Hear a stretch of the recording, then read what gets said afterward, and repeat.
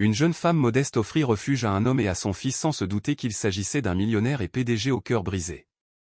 Vous ne pouvez pas rester là avec l'enfant sous cette tempête, lui cria Chloé à travers le vent glacial, un mistral furieux qui balayait la place du village de Valençol, en Provence, avec une violence inhabituelle. La neige, drue et lourde, chose rare dans la région, s'abattait en tourbillons aveuglants. Êtes-vous fou ou quoi? L'homme, grand, à la barbe sombre et aux épaules larges, la dévisagea avec des yeux où se lisait un désespoir infini, serrant le bébé en pleurs contre sa poitrine comme un bouclier fragile. La neige fondue collait à ses cils, et il pouvait à peine garder les yeux ouverts. Tous les hôtels sont complets, répondit-il, sa voix profonde presque entièrement dévorée par le rugissement du vent. Ma Citroën 2CV est tombée en panne un peu plus bas sur la route et je ne sais absolument pas quoi faire. Chloé observa l'étranger un long moment, le menton rentré dans le col de son vieux manteau de laine. Son propre souffle formait des nuages blancs devant son visage. Le manteau de l'homme était d'une coupe impeccable, taillé dans un cachemire qui devait coûter une fortune, mais son expression était celle d'un homme complètement perdu, dépouillé de toute son assurance. Le bébé dans ses bras, un petit paquet emmitouflé dans une couverture de marque, ne cessait de pleurer, des sanglots aigus et déchirants qui transperçaient le vacarme de la tempête. Ses petites mains, échappées de la couverture, étaient d'un rouge violacé à cause du froid mordant. « Venez avec moi », lui lança-t-elle finalement, le cœur serré, en se retournant brusquement vers la porte de son bistrot, Le Bon Coin. Je ne vais pas laisser un enfant gelé dehors la veille de Noël. La journée avait été désastreuse pour les affaires. À peine 3 clients, des habitués venus chercher un café chaud avant de se calfeutrer chez eux. Les factures, elles, s'accumulaient sur son petit bureau à l'étage, formant une montagne de papier anxiogène, impossible à gravir. L'avis d'expulsion de la banque lui brûlait la poche de son tablier depuis des semaines, un rappel constant et cruel qu'il ne lui restait que 14 jours pour sauver le bistrot de ses parents, l'héritage de toute une vie. Mais rien de tout cela n'avait d'importance à cet instant précis. Un bébé pleurait sous la tempête, et elle n'était pas le genre de personne à pouvoir ignorer un tel appel à l'aide. « Je m'appelle Léo », dit l'homme en gravissant avec précaution les escaliers en bois qui grinçaient derrière le bar, menant à son petit appartement au-dessus du bistrot. « Chloé Moreau », répondit-elle en ouvrant la porte. « Et ne vous inquiétez pas pour le désordre, je n'attendais pas de visite. » L'appartement était minuscule, mais une chaleur réconfortante s'en dégageait. Un salon qui servait aussi de salle à manger, une cuisine de la taille d'un placard, et une chambre qui pouvait à peine contenir un lit double. Tout était d'une propreté méticuleuse, mais chaque meuble, chaque objet, portait les marques du temps, usé par les années et les souvenirs. « Quel âge a-t-il » demanda Chloé, tendant doucement les bras vers le bébé. « 6 mois, murmura Léo, une hésitation palpable dans sa voix avant de le lui confier. Il s'appelle Lucas. Dès l'instant où Chloé prit l'enfant dans ses bras, quelque chose changea en elle. Son regard s'adoucit, ses traits se détendirent. Elle commença à le bercer doucement, fredonnant une vieille berceuse que sa mère lui chantait autrefois. La mélodie simple et tendre emplit le petit appartement. « Pauvre petit chou, il est trempé jusqu'aux os », murmura-t-elle, sentant l'humidité de ses vêtements à travers la couverture. « Avez-vous des vêtements secs pour lui ?» Léo ouvrit un sac à dos en cuir au design épuré et coûteux, et en sortit une pile de vêtements pour bébé qui, de toute évidence, n'avait pas été acheté dans un magasin du village. Tout semblait être de marque, des minuscules chaussures en cuir souple au body brodé. « Je vais vous préparer quelque chose de chaud, » dit Chloé en lui rendant le bébé, qui s'était presque calmé. « Café ou chocolat, peu importe ce que vous avez, ce sera parfait, » répondit-il, son regard balayant le modeste appartement. « Je ne veux vraiment pas vous déranger. » « Ce n'est pas un dérangement. » Chloé posa une vieille casserole émaillée sur la cuisinière. « Mes parents disaient toujours qu'une maison où l'on ne peut pas recevoir un étranger n'est pas vraiment un foyer. » Tandis qu'elle préparait du chocolat chaud avec le peu de lait qui lui restait, elle observait Léo du coin de l'œil. Ses manières étaient raffinées, et la montre à son poignet semblait valoir plus que tout ce qu'elle possédait. Mais il y avait une fêlure dans son regard, quelque chose de brisé, comme s'il portait un poids invisible et écrasant. « D'où venez-vous » demanda-t-elle en versant le chocolat fumant dans ses 2 tasses les moins ébréchées. « De Paris » répondit-il rapidement. « Je suis entre 2 emplois et, » il s'interrompit. « Et le bébé » La question sembla le frapper comme un coup de poing. Léo serra les lèvres et son regard se perdit par la fenêtre, où la tempête continuait de faire rage. C'est une longue histoire. Eh bien, il semble que nous ayons toute la nuit. Chloé s'assit sur le canapé usé, dont les ressorts protestèrent doucement. Cette tempête ne s'arrêtera pas avant demain, et peut-être même pas après. Lucas se remit à pleurer, et Léo se tendit, visiblement désemparé. Sans un mot, Chloé tendit les bras. Je ne sais pas pourquoi il se calme avec vous, admit-il en lui passant le bébé.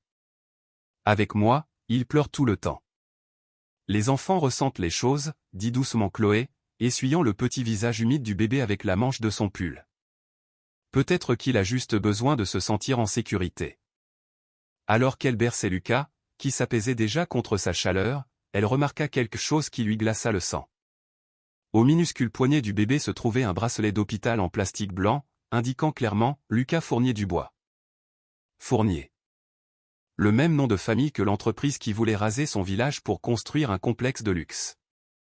La même entreprise qui allait déplacer toutes les familles locales, y compris la sienne.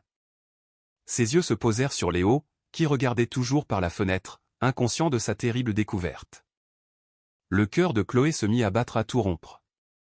Qui était vraiment cet homme? Et que faisait-il à Valençol, en Provence, juste au moment où son village était sur le point d'être détruit?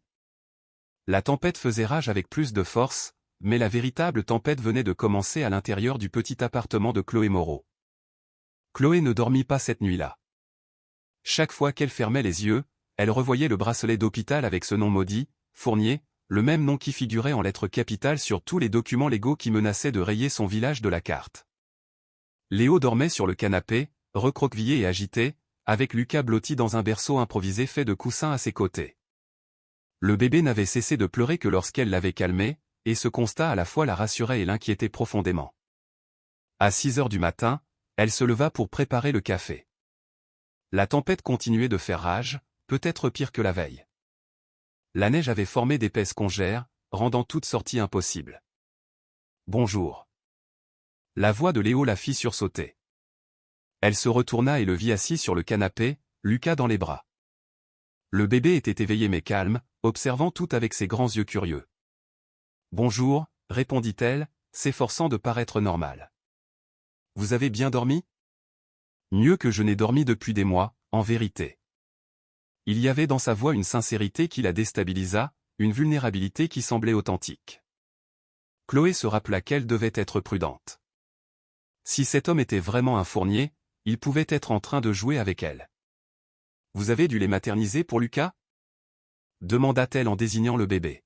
« Oui, mais j'en manque. » Léo fouilla dans son sac. « Il ne me reste que 2 boîtes. » « Laissez-moi voir. » Chloé prit la boîte et fronça les sourcils. « C'est très cher, et aussi très dilué pour un bébé de 6 mois. » « Dilué ? Lucas a besoin de quelque chose de plus consistant. On dirait qu'il a encore faim après avoir mangé. » Chloé se dirigea vers son petit garde-manger et en sortit une boîte de lait en poudre ordinaire. « Ma voisine a des jumeaux. Elle m'a appris cette astuce. » Elle mélangea la formule coûteuse avec un peu de lait en poudre classique et donna le biberon à Lucas. Le bébé le but entièrement, sans s'arrêter, et parut enfin satisfait, pour la première fois depuis son arrivée. « Comment saviez-vous cela ? » demanda Léo, visiblement impressionné. Dans un petit village, tout le monde aide à s'occuper des enfants des autres, Chloé haussa les épaules. « Vous n'avez pas de famille pour vous aider ? » La question le frappa comme une gifle. Léo détourna le regard, sa mâchoire se contracta. « Plus maintenant. » Chloé ressentit une pointe de culpabilité. Il y avait une douleur si réelle dans cette réponse, quel que soit son nom de famille. « Je suis désolée, » murmura-t-elle. « Je ne voulais pas, ne vous inquiétez pas. » Léo se leva et se dirigea vers la fenêtre. « Vous vous y connaissez un peu en voiture ? » La mienne a fait un bruit étrange avant de mourir complètement. « Un peu. Mon père avait un petit garage avant d'ouvrir le bistrot. » Chloé déposa Lucas, maintenant endormi, sur un tas de coussins. « Quand la tempête se calmera, je pourrai y jeter un œil. Je vous paierai bien pour ça. »« Vous n'avez pas besoin de me payer, » répondit-elle vivement. « Les voisins s'entraident. » Léo la regarda avec une expression étrange, comme s'il n'avait jamais rencontré quelqu'un qui refusait de l'argent. Le 2e jour fut plus facile. Léo se révéla étonnamment utile. Il répara la machine à café qui faisait des bruits bizarres depuis des mois et réussit à faire en sorte que le robinet de l'évier cesse de goutter. « Où avez-vous appris à faire ça ?» demanda Chloé, le regardant réparer la hotte aspirante avec des outils qu'il avait trouvés dans l'atelier de son père. « Mon grand-père était mécanicien, répondit-il sans lever les yeux. Il m'a appris qu'un homme doit savoir réparer les choses de ses propres mains. Votre grand-père semble être une bonne personne. Il l'était. Léo s'essuya les mains pleines de graisse sur un chiffon. Il était le seul qui, il s'arrêta brusquement. Le seul qui quoi? Rien. Ce n'est pas important. Cette nuit-là, pendant que Lucas dormait paisiblement entre eux sur le canapé, Chloé enseigna à Léo comment faire du chocolat chaud à la cannelle à la manière traditionnelle. Il faut tourner la cuillère en cercle, pas de gauche à droite, lui expliqua-t-elle en guidant sa main. Et le secret, c'est une pincée de cannelle moulue à la fin. Leurs mains se touchèrent pendant qu'ils remuaient, et tous deux sentirent une étincelle électrique. Léo la regarda dans les yeux et, un instant, Chloé oublia complètement ses soupçons sur son identité. « Pourquoi êtes-vous si gentil avec moi ?» demanda-t-il doucement. « Vous ne me connaissez même pas. »« Vous avez un bébé qui a besoin de vous, » répondit-elle. « Et quoi ?»« Et parce que vous avez l'air d'avoir beaucoup perdu. » Les yeux de Léo s'emplirent de larmes qu'il essaya de dissimuler. Vous n'imaginez pas à quel point. Le 3e jour, tante Sandrine arriva. « Chloé !» cria-t-elle d'en bas. « Ouvre la porte, je suis venue voir si tu allais bien. » Chloé descendit en courant et trouva sa tante en train de secouer la neige de son manteau. « Tante, comment es-tu arrivée ici avec cette tempête ?» Dans le tracteur de Pierre. Sandrine monta les escaliers avec une énergie surprenante pour ses 55 ans. « J'étais inquiète pour toi. » Et, elle s'arrêta net en voyant Léo. « Tante, c'est Léo, et voici Lucas. » Chloé prit le bébé dans ses bras. Ils ont été bloqués par la tempête. Sandrine toisa Léo de haut en bas avec ses yeux perçants qui semblaient voir l'âme des gens. « Enchantée, dit-elle finalement. Je suis Sandrine Moreau. Le plaisir est pour moi, madame. » Léo se leva respectueusement. « Votre nièce a été très généreuse avec nous. »« Ma nièce est généreuse avec tout le monde, » continua Sandrine en l'étudiant. « Parfois trop généreuse pour son propre bien. » Cette nuit-là, pendant que Léo donnait le bain à Lucas dans l'évier de la cuisine, Sandrine attira Chloé dans un coin. « Que sais-tu de lui ?» Lui chuchota TL. « Il dit qu'il vient de Paris, qu'il est entre 2 emplois. » Chloé regarda vers la cuisine, où Léo chantait doucement en séchant le bébé. « Mais tante, je crois qu'il y a quelque chose qu'il ne me dit pas. » Comme quoi? Chloé lui parla du bracelet de l'hôpital et du nom de famille Fournier. Sandrine fronça les sourcils. « Tu es sûre? » Complètement. Mais, soupira Chloé. Regarde son visage quand il est avec Lucas. Regarde-le quand il pense que personne ne le voit. Cet homme souffre vraiment. La souffrance n'excuse pas les mensonges, ma petite. Je sais, mais elle ne les condamne pas non plus automatiquement. Sandrine observa Léo longuement. Elle le vit faire des grimaces pour que Lucas rit. Elle le vit nettoyer soigneusement chaque petit doigt. Elle le vit murmurer des mots d'amour qui venaient clairement du cœur. Cet homme aime ce bébé, murmura-t-elle finalement. Oui. Chloé sourit tristement. Et Lucas l'aime, mais il m'aime aussi. C'était vrai. Lucas avait commencé à tendre ses petits bras vers Chloé chaque fois qu'il la voyait et se calmait instantanément quand elle le portait. Il semblait avoir décidé qu'il avait besoin de 2 parents au lieu d'un. Fais attention, Chloé, l'avertit Sandrine. Ton cœur est trop bon. Tu as déjà été blessée une fois. Cette nuit-là, quand la tempête commença enfin à se calmer, Léo s'approcha de la fenêtre et soupira. Demain, je pourrais partir, dit-il, mais sa voix ne sonnait pas joyeuse. Êtes-vous pressé? Demanda Chloé sans lever les yeux de Lucas. Non, admit-il. En vérité, ces 3 jours ont été les meilleurs que j'ai eus depuis longtemps. Pour moi aussi, murmura-t-elle. Ils se regardèrent dans le silence de l'appartement pendant que Lucas dormait paisiblement entre eux. Dehors, la neige avait cessé de tomber, mais aucun des deux ne voulait que le jour se lève. Ma voiture va prendre une semaine à être réparée, mentit Léo le 4e jour, après avoir parlé au téléphone avec quelqu'un qui était censé être un mécanicien. Chloé le regarda avec suspicion. Elle avait vu la Citroën 2CV depuis la fenêtre de son appartement, et elle ne semblait pas si endommagée qu'il le disait. Une semaine entière? Demanda-t-elle. Oui, une pièce spéciale doit venir de Paris. Léo évita son regard. J'espère que ce n'est pas un problème. Je peux rester au gîte communal. Le gîte communal a des cafards de la taille d'un rat. Intervint Sandrine, qui avait décidé de rester quelques jours de plus pour surveiller la situation. Reste au gîte chez Monique. Le loyer n'est pas cher. C'est ainsi que Léo déménagea à 2 pâtés de maison, mais continua de passer toute la journée au bistrot Le Bon Coin avec Chloé et Lucas. Vous savez faire du vrai café? Lui demanda Chloé le premier matin.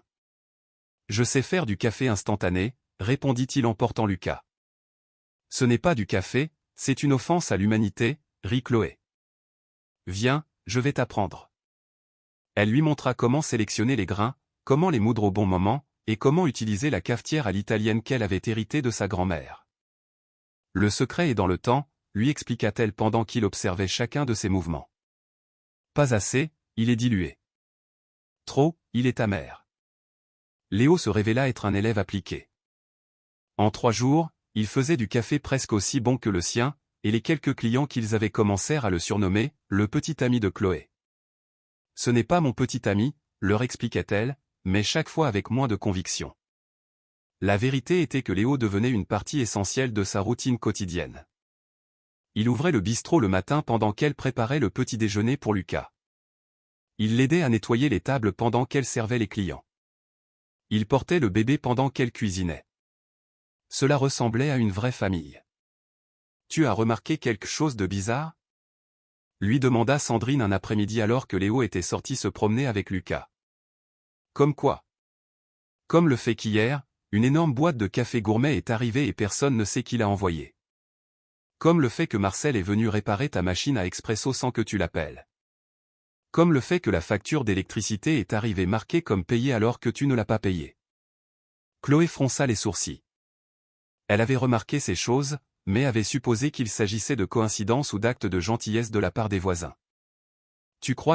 Je crois que ton mystérieux invité a plus d'argent qu'il ne le dit, Sandrine la regarda sérieusement. Et je crois qu'il essaie de t'aider sans que tu t'en rendes compte. Cette nuit-là, Chloé confronta directement Léo. C'est toi qui as payé la facture d'électricité? Il s'étrangla presque avec son café. Moi? Comment aurais-je pu?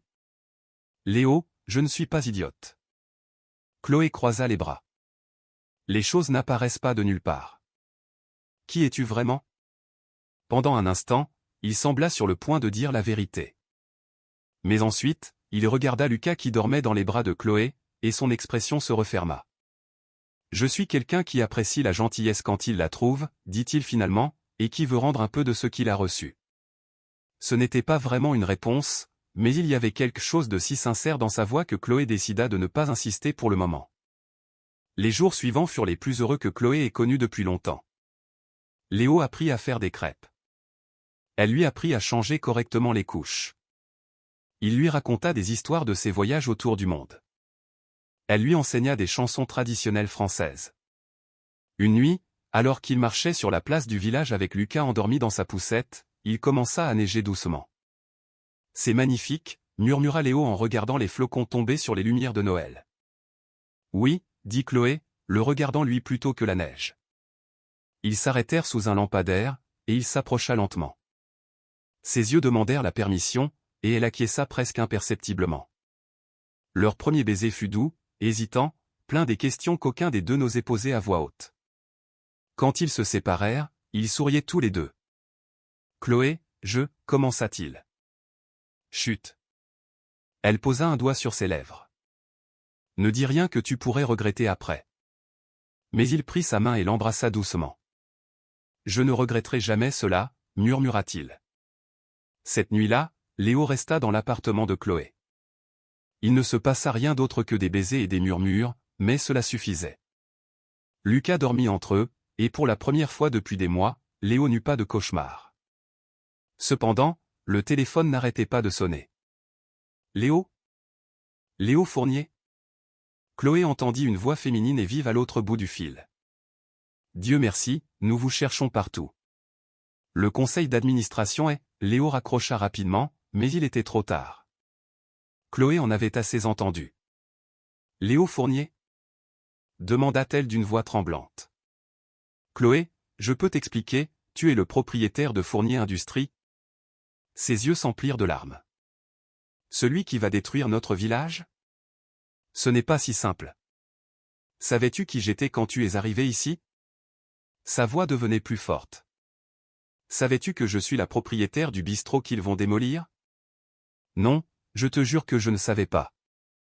Mais Chloé ne l'écoutait déjà plus. Toute la méfiance qu'elle avait réprimée pendant des jours explosa d'un coup. C'est un jeu pour toi? Cria-t-elle. T'amuser avec les gens modestes avant de détruire leur vie? Chloé, s'il te plaît, Léo essaya de s'approcher, mais elle recula. Combien de ce que tu m'as dit est vrai? Les larmes coulaient sur ses joues. Au moins quelque chose? Lucas se mit à pleurer, effrayé par les cris. Chloé le prit instinctivement dans ses bras, et le bébé se calma immédiatement. Ça, c'est vrai. Léo montra Lucas. Ce que je ressens pour toi, pour lui, pour cette vie que nous avons construite ensemble. C'est la chose la plus vraie que j'ai jamais ressentie dans ma vie. Mais tu m'as menti. Chloé serra Lucas contre sa poitrine. Tu m'as menti parce que je savais que si je te disais la vérité, tu ne m'aurais jamais donné une chance. Et j'avais raison, n'est-ce pas? Chloé ne répondit pas, mais son silence fut une réponse suffisante. Je veux que tu partes, dit-elle finalement. Prends Lucas et va-t'en. Fais ce que tu es venu faire. Détruis notre village et continue ta vie. Chloé, supplia-t-il. Va-t'en. Avant que je ne fasse quelque chose que je regretterai. Léo ramassa ses affaires en silence, Lucas pleurant dans ses bras. Avant de partir, il se tourna vers elle une dernière fois. Ce n'est pas ce que je veux, dit-il. Rien de tout cela n'est ce que je veux. Alors, arrête. Chloé le regarda avec des yeux pleins de douleur. Si tu m'aimes vraiment, arrête tout ça. Je ne peux pas, murmura-t-il. J'aimerais pouvoir, mais je ne peux pas. Et il partit, emportant Lucas et le cœur de Chloé avec lui. Sandrine arriva une heure plus tard et trouva sa nièce en larmes sur le canapé. Ma petite, qu'est-ce qui s'est passé? Tu avais raison, tante, sanglota Chloé. Mon cœur est trop bon, et on m'a de nouveau blessé. Mais cette fois, la douleur était différente. Cette fois, elle n'avait pas seulement perdu un homme, elle avait aussi perdu un bébé qu'elle avait appris à aimer comme le sien. Et dans 2 semaines, elle perdrait aussi le dernier vestige de ses parents. Léo ne dormit pas de toute la semaine qui suivit. Chaque fois qu'il fermait les yeux, il voyait le visage de Chloé lorsqu'elle avait découvert la vérité. La trahison dans ses yeux, la douleur dans sa voix, la façon dont elle avait serré Lucas contre sa poitrine comme si elle essayait de le protéger de lui. Lucas n'allait pas bien non plus. Le bébé pleurait constamment et refusait le biberon. Léo savait pourquoi. Lucas manquait à Chloé autant qu'à lui. Monsieur Fournier, son assistante, Laura, était arrivée de Paris ce matin-là. Le conseil d'administration est furieux. Ils essaient de vous joindre depuis des semaines. Attendez, murmura Léo, berçant Lucas sans succès. Ils ne peuvent plus attendre. Les investisseurs du complexe menacent de se retirer si vous ne vous présentez pas à la réunion de vendredi.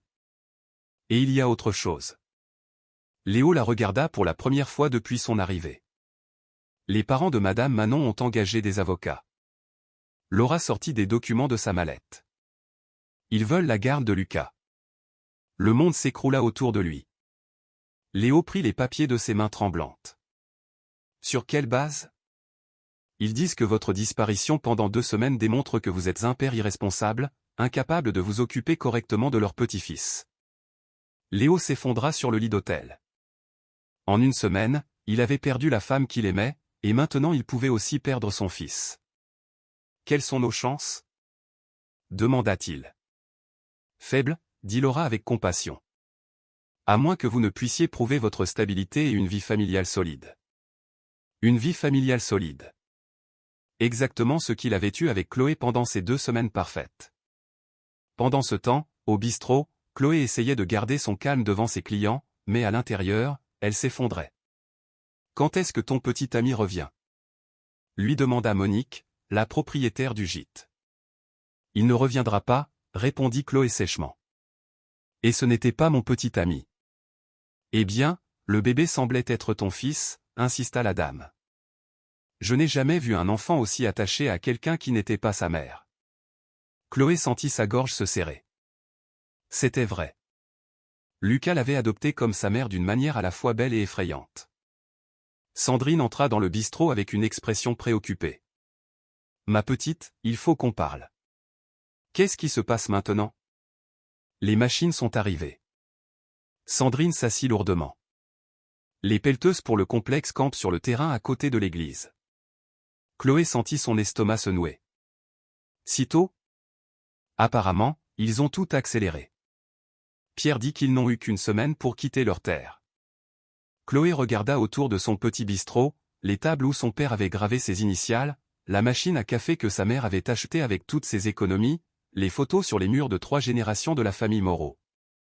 Tout allait disparaître. « C'est ma faute, » murmura-t-elle.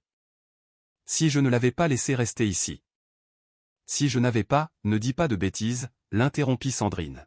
« Léo Fournier allait faire ça avec ou sans te connaître. Tu n'es coupable de rien. » Mais Chloé ne pouvait se défaire du sentiment d'avoir été utilisée, que Léo avait joué avec ses sentiments tout en planifiant de détruire sa vie. Cette nuit-là, en nettoyant les tables vides du bistrot, elle entendit des pleurs de bébé dehors. Son cœur s'accéléra. Elle regarda par la fenêtre et vit Léo marcher en cercle sur la place avec Lucas dans les bras. Le bébé était inconsolable.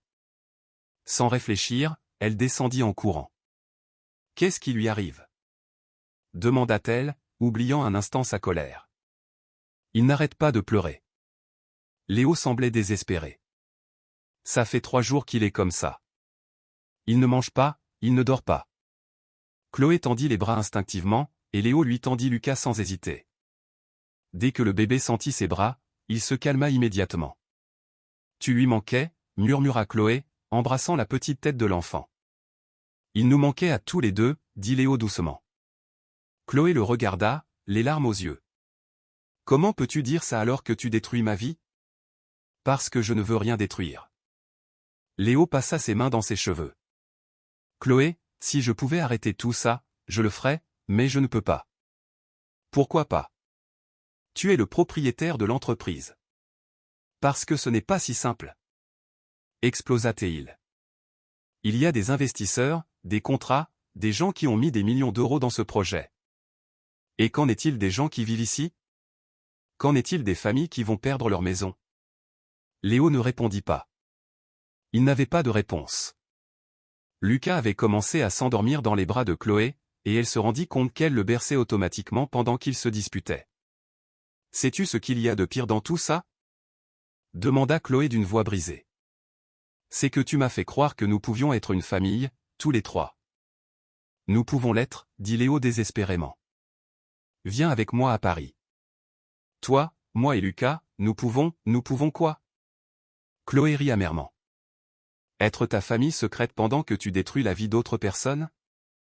Être ton réconfort après que tu aies rasé des villages entiers ? Ce n'est pas comme ça. » Alors, comment est-ce ?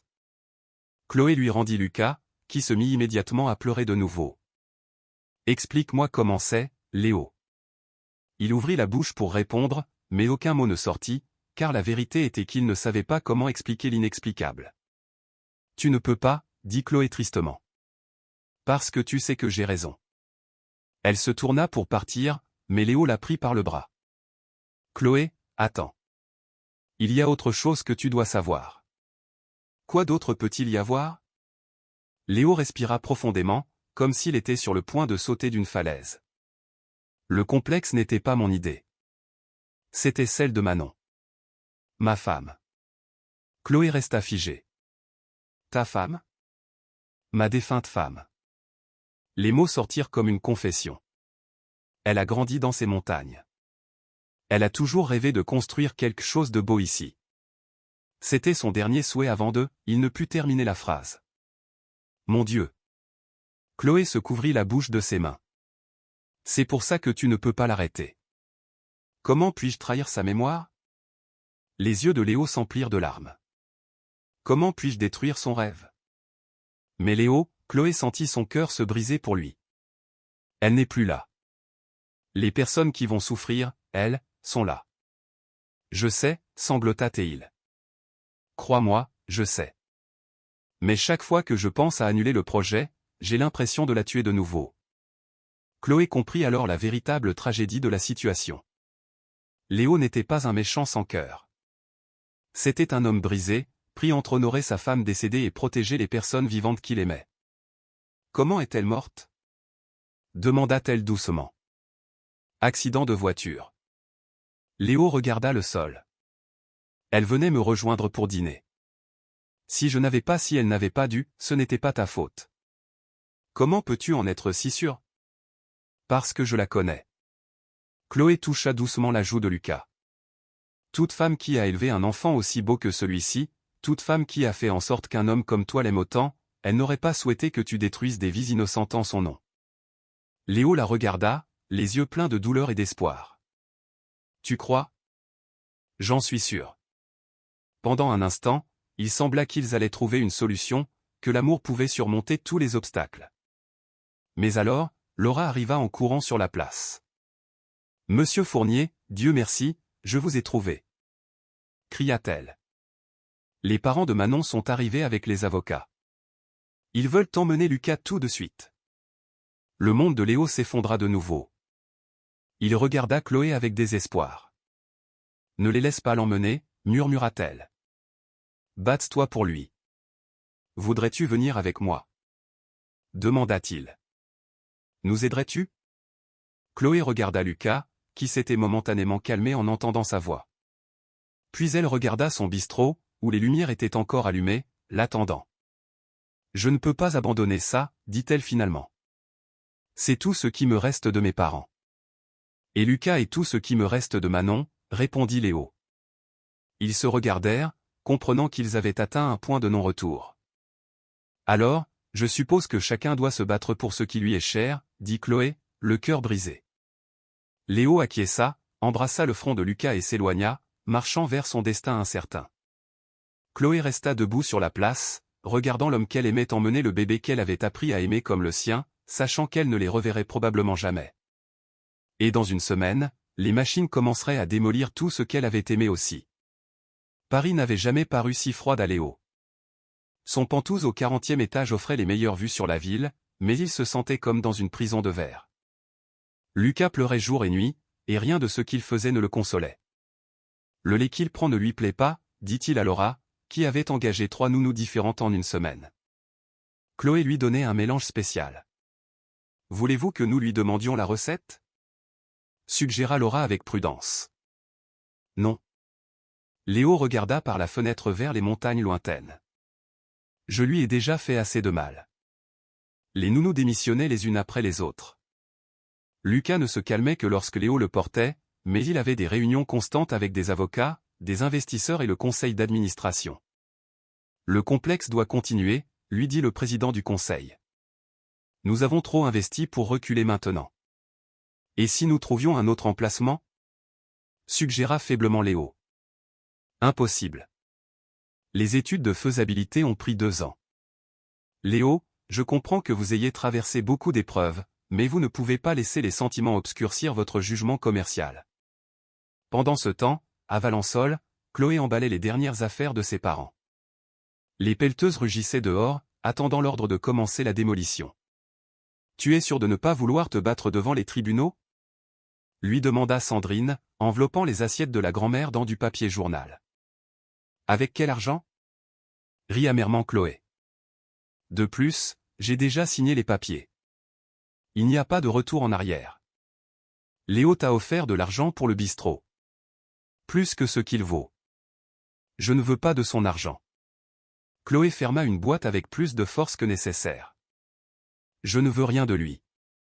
Mais c'était un mensonge. Elle voulait beaucoup de choses de lui. Elle voulait ses bras autour d'elle la nuit. Elle voulait entendre son rire quand Lucas faisait quelque chose de drôle. Elle voulait ce sentiment de famille complète qu'elle avait eu pendant 2 semaines parfaites. Le téléphone sonna. C'était Monique. Chloé, il y a un monsieur ici qui te cherche. Il dit qu'il est avocat. Avocat? Chloé fronça les sourcils. De quelle entreprise? Il ne le dit pas. Il dit juste qu'il a quelque chose d'important à discuter avec toi concernant Léo Fournier. Chloé sentit son sang se glacer. J'arrive. L'avocat était un homme âgé d'apparence distinguée qui portait une mallette coûteuse. Mademoiselle Moreau, je suis Jean Lefebvre, représentant légal de la famille Dubois. Le nom lui semblait familier, mais elle ne pouvait le situer. Que voulez-vous de moi? Nous comprenons que vous connaissez intimement Léo Fournier et son fils Lucas. Lucas. Le cœur de Chloé se mit à battre plus vite. Qu'est-ce que Lucas a à voir avec ça? Lucas est notre petit-fils, Mademoiselle Moreau. Nous sommes les parents de Manon Dubois, la défunte épouse de Monsieur Fournier. Chloé s'assit lourdement sur une chaise. Que voulez-vous? Nous voulons la garde de Lucas, et nous avons besoin de votre aide. Mon aide? Pourquoi? L'avocat ouvrit sa mallette et en sortit plusieurs photographies. C'étaient des photos d'elle et de Léo marchant dans le village, s'embrassant sur la place, avec Lucas dans les bras. Où avez-vous trouvé ces photos? Nous enquêtons sur Monsieur Fournier depuis qu'il a disparu avec notre petit-fils pendant 2 semaines. L'avocat sourit froidement. Imaginez notre surprise de découvrir qu'il vivait en concubinage avec une femme qu'il connaissait à peine, exposant Lucas à une situation instable et immorale. Ce n'est pas vrai. Chloé se leva de la chaise. Léo ne ferait jamais rien pour blesser Lucas. Non. Alors, pourquoi l'enfant est-il malnutri et malade depuis qu'il est revenu à Paris? Chloé sentit son estomac se nouer. Malade? Il ne peut retenir les aliments. Il a perdu du poids. Les médecins disent qu'il souffre d'une dépression sévère due à un manque d'affection maternelle. Mais je ne suis pas ça, si, vous l'étiez. L'avocat referma sa mallette. Et quand il se rendra compte que vous l'avez abandonné aussi, le traumatisme psychologique sera irréversible. Chloé se couvrit le visage de ses mains. Lucas souffrait par sa faute. Que voulez-vous que je fasse? Témoignez en notre faveur. Dites au juge que Léo Fournier est un père négligent qui expose son fils à des situations dangereuses. C'est un mensonge. Mademoiselle Moreau, vous-même pouvez nous confirmer que Monsieur Fournier vous a menti sur son identité pendant des semaines? Qu'il a utilisé son fils comme excuse pour s'approcher de vous tout en planifiant de détruire votre village? Cela vous semble-t-il le comportement d'un père responsable? Chloé ne répondit pas, car elle n'avait pas de réponse. Pensez-y. L'avocat lui tendit une carte. Si vous aimez vraiment cet enfant, faites ce qu'il faut. Cette nuit-là, Chloé ne put dormir. Chaque fois qu'elle fermait les yeux, elle voyait le petit visage de Lucas, pleurant, se demandant pourquoi la femme qu'il pensait être sa mère l'avait abandonné. À 3 heures du matin, elle prit une décision. Elle retira toutes ses économies de la banque et acheta un billet de bus pour Paris. Si Lucas avait besoin d'elle, elle serait là. Peu importait ce qui s'était passé entre elle et Léo, un enfant innocent souffrait, et elle ne pouvait vivre avec cette culpabilité. À Paris, Léo se promenait dans son appartement, portant Lucas qui avait pleuré pendant 4 heures d'affilée. « S'il te plaît, mon amour, lui murmura-t-il. Mange quelque chose, n'importe quoi. » Mais Lucas refusait le biberon, refusait la nourriture, refusait tout, sauf le contact physique avec son père. Le téléphone sonna. C'était Laura. « Monsieur, il y a une mademoiselle Moreau à la réception. Elle dit qu'elle a besoin de voir Lucas d'urgence. » Le cœur de Léo s'arrêta. « Chloé? » Oui, monsieur. Je la laisse monter? Léo regarda Lucas, qui avait cessé de pleurer pour la première fois depuis des jours, comme s'il avait senti la présence de Chloé dans l'immeuble. Oui, murmura-t-il. Qu'elle monte. 5 minutes plus tard, Chloé se tenait à sa porte, avec une petite valise et les yeux pleins de larmes. Je suis venue pour Lucas, dit-elle simplement. Tu es venue pour lui? On m'a dit qu'il était malade, qu'il ne mangeait pas, qu'il avait perdu du poids. Chloé entra dans l'appartement. Où est-il? Léo la conduisit au salon, où Lucas était dans son berceau. Dès que le bébé vit Chloé, il tendit ses petits bras vers elle et sourit pour la première fois en une semaine. Bonjour mon amour, murmura Chloé en le prenant dans ses bras. Maman est là. Et pour la première fois depuis qu'il était parti de Valençol, Lucas rit. Léo resta là, regardant la femme qu'il aimait consoler le fils qu'ils adoraient tous les deux, et il sut que le moment était venu de prendre la décision la plus difficile de sa vie. Chloé, dit-il doucement. Nous devons parler. Les parents de Manon vont essayer de me l'enlever. Léo s'assit sur le canapé, regardant Chloé nourrir Lucas avec un mélange de lait maternisé qu'elle avait préparé de mémoire. Ils disent que je suis un père irresponsable. Et toi, qu'en penses-tu? Demanda Chloé sans lever les yeux du bébé. Je pense que peut-être ils ont raison. La voix de Léo se brisa. Regarde-le. En une semaine sans toi, il se meurt de tristesse. Lucas prenait son biberon avec appétit pour la première fois depuis des jours, ses petites mains agrippées aux doigts de Chloé, comme s'il avait peur qu'elle ne disparaisse de nouveau. Ça ne fait pas de toi un mauvais père, Léo. Ça signifie juste qu'il a besoin de sa famille complète. Sa famille complète? Chloé le regarda enfin dans les yeux. Toi, moi et lui. Tous les trois ensemble, comme ça devrait être. Mais le complexe, ton village, il n'y a plus de village à sauver. Chloé sourit tristement. Les machines arrivent demain. Dans une semaine, il ne restera plus rien de Valençol. Léo eut l'impression d'avoir reçu un coup de poing dans l'estomac. Chloé, je n'ai jamais voulu, je sais. Elle s'approcha et s'assit à côté de lui. Maintenant, je sais. Comment peux-tu me pardonner? Parce que je comprends la douleur que tu portes, Chloé prit sa main. Et parce que ce bébé a besoin de nous deux. Léo se mit à pleurer. Des larmes de culpabilité, de soulagement, d'amour, de désespoir. Je ne mérite pas ton pardon. Le pardon n'est pas quelque chose que l'on mérite, Léo. C'est quelque chose que l'on donne quand on aime suffisamment. Cette nuit-là, alors que Lucas dormait entre eux pour la première fois en une semaine, Léo raconta toute la vérité à Chloé. Manon est morte parce qu'elle venait me rejoindre pour un dîner surprise, murmura-t-il dans l'obscurité. Si je n'avais pas travaillé aussi tard, si j'étais rentré à l'heure, elle n'aurait pas eu à sortir cette nuit-là. Depuis combien de temps te culpabilises-tu? Depuis le jour de sa mort, il y a 8 mois. Et tu crois qu'elle voudrait que tu te punisses pour toujours? Je ne sais pas ce qu'elle voudrait. Je ne la connais plus. Léo regarda le plafond. Parfois, j'ai l'impression de trahir sa mémoire en t'aimant. Léo, regarde-moi. Chloé se redressa. Manon t'a donné Lucas, le plus beau cadeau qu'une femme puisse faire à un homme.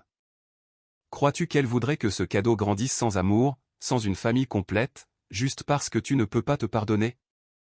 Mais le complexe était son rêve.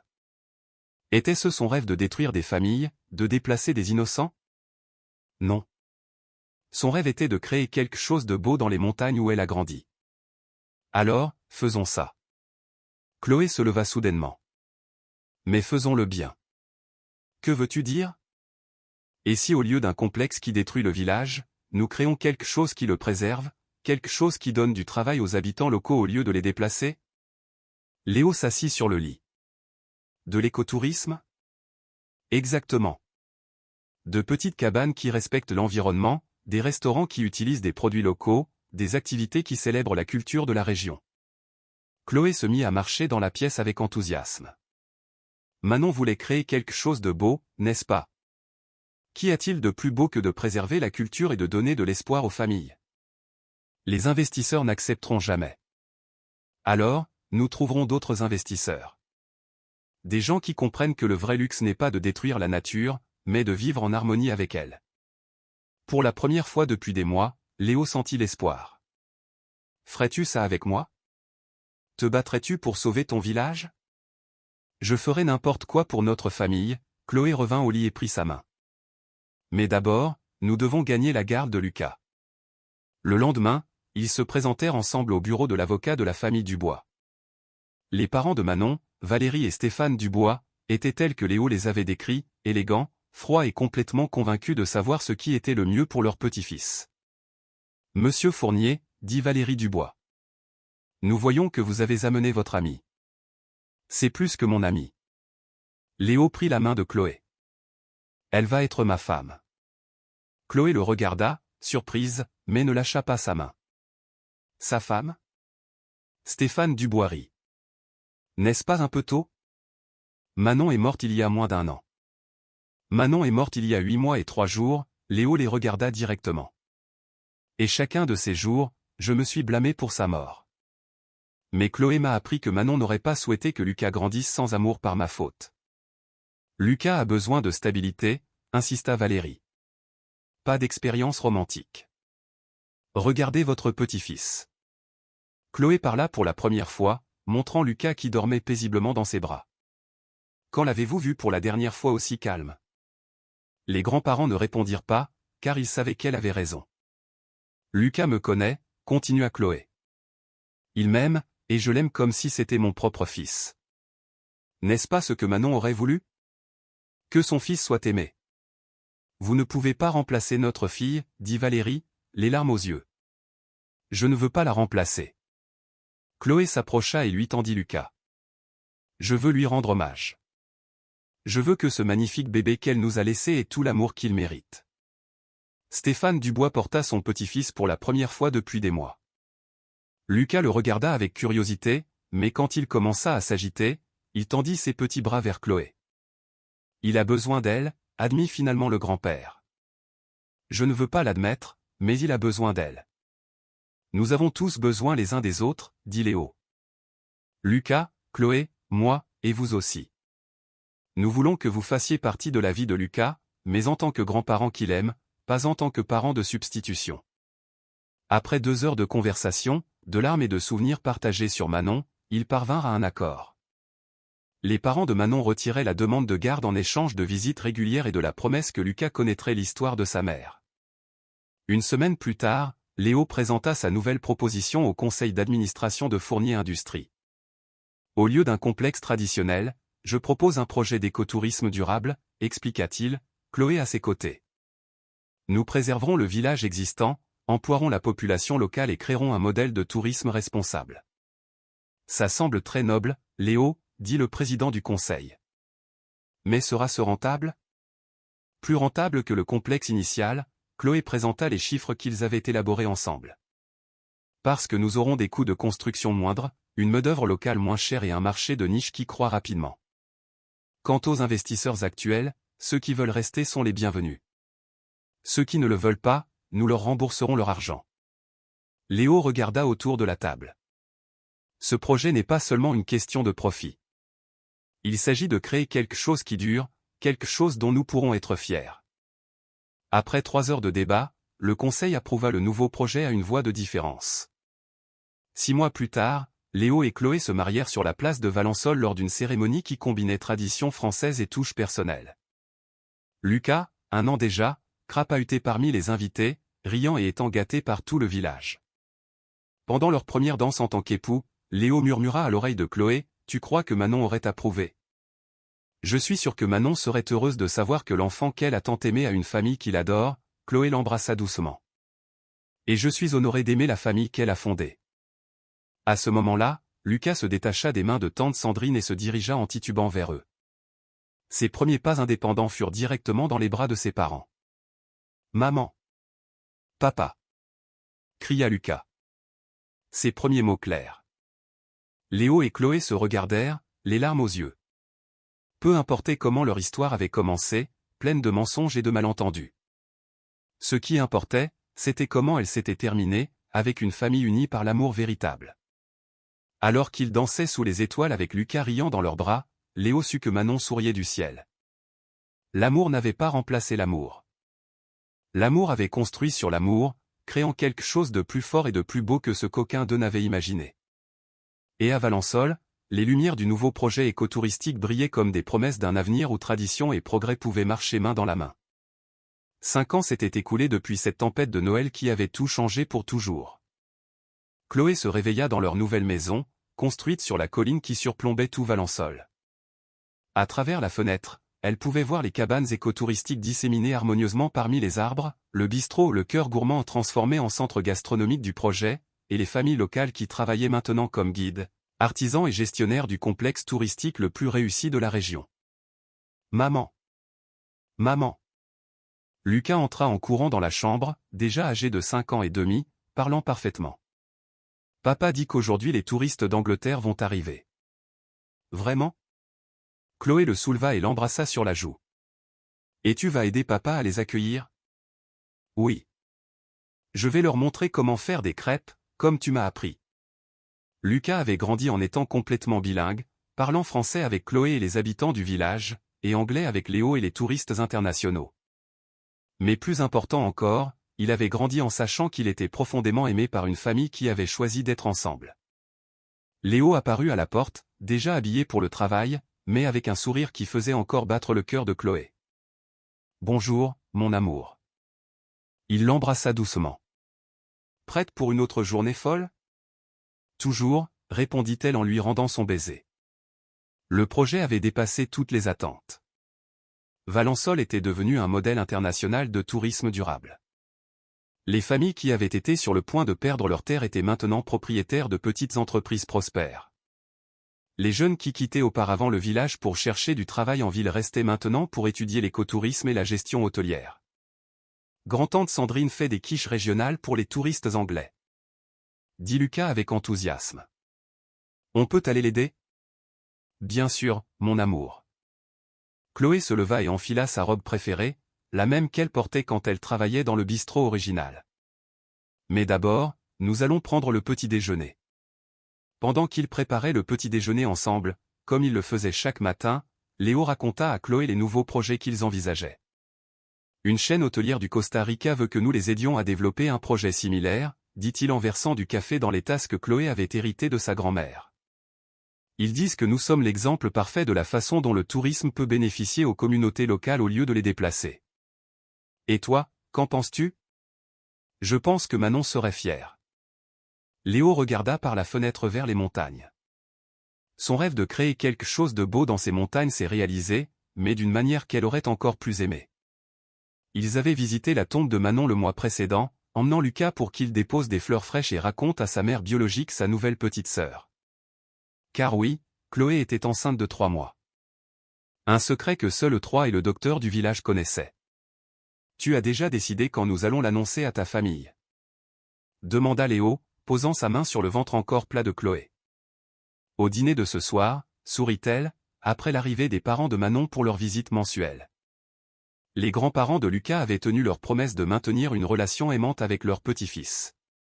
Ils venaient une fois par mois, et Lucas les adorait. Ils avaient aussi appris à aimer Chloé, reconnaissant qu'elle n'avait pas cherché à remplacer Manon, mais à honorer sa mémoire en donnant à Lucas l'amour maternel dont il avait besoin. Maman.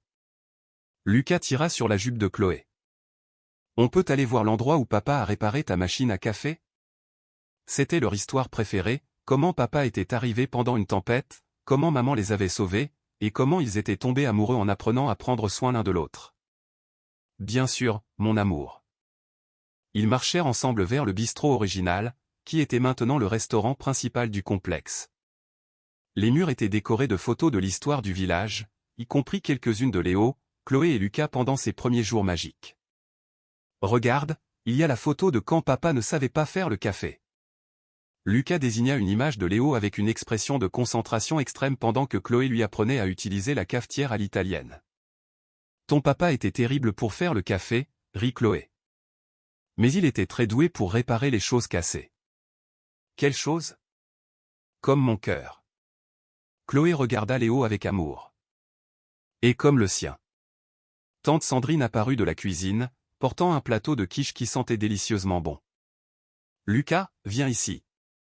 J'ai besoin d'un goûteur officiel. Lucas courut vers sa grand-tante adoptive, qu'il avait gâtée depuis le premier jour. Sandrine était devenue la coordinatrice culturelle du projet, enseignant aux touristes les traditions locales et veillant à ce que la culture du village soit préservée et célébrée. Comment vont les amoureux? Demanda Sandrine en faisant un clin d'œil à Chloé. Heureux, répondit Léo, passant son bras autour de la taille de sa femme. Très heureux. Et avec des nouvelles, ajouta Chloé avec un sourire mystérieux. Quel genre de nouvelles? Le genre de nouvelles qui feront de Lucas un grand frère. Léo ne put se retenir. Sandrine cria de joie et serra Chloé si fort qu'elle la souleva presque du sol. Oh, ma fille, quelle belle nouvelle! Qu'est-ce qui se passe? Pourquoi grand-tante crie? Lucas apparut en courant de la cuisine. Chloé s'agenouilla à sa hauteur. Lucas, aimerais-tu avoir un petit frère ou une petite sœur? Les yeux de l'enfant s'illuminèrent comme des feux d'artifice. Vraiment? Il va y avoir un autre bébé dans notre famille? Vraiment? Léo s'agenouilla à côté de Chloé. Qu'est-ce que tu en penses? Je trouve ça génial. Lucas les serra tous les deux dans ses bras. Je vais être le meilleur grand frère du monde. Je vais lui apprendre à faire des crêpes et à parler anglais avec les touristes et à prendre soin des gens que nous aimons. Chloé sentit des larmes de bonheur couler sur ses joues. Cet enfant, arrivé dans sa vie par une tempête de neige, était devenu le soleil qui illuminait chacun de ses jours. Cette nuit-là, pendant le dîner en famille avec les parents de Manon, ils annoncèrent officiellement la grossesse. Il y eut des larmes, des embrassades et des projets pour l'avenir. Les grands-parents de Lucas étaient ravis d'avoir un autre petit enfant à aimer et promirent d'aider avec tout ce dont ils auraient besoin. Après que tout le monde fut parti se coucher, Léo et Chloé sortirent se promener sur la place du village, comme ils le faisaient chaque soir. « Tu regrettes parfois ?» demanda Léo. « D'avoir pris la décision d'être avec moi malgré tout ? » Jamais. Chloé s'arrêta et le regarda dans les yeux. « Tu sais pourquoi ? » Pourquoi ? Parce que j'ai appris que le véritable amour n'est pas parfait dès le début.